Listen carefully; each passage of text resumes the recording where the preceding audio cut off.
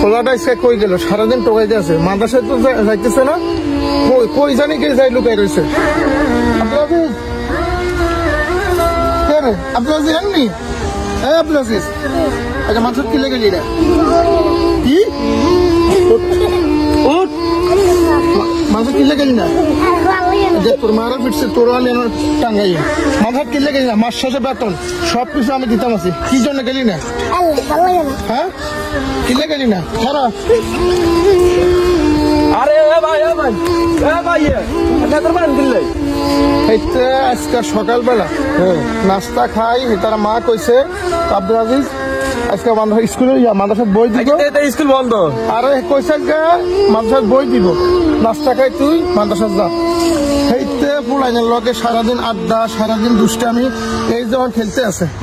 তোরা কইছে কে আজকে মাদ্রাসা বন্ধ? আরে তাই তো খবর লইছি। কে কইছে তুই?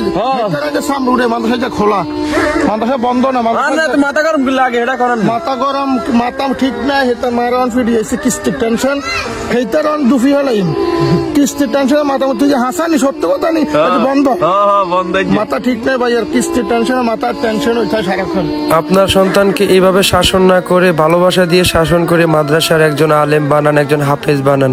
পরিবারের সংসারের ঝগড়ার জন্য ছেলেকে বলি বানাবেন না।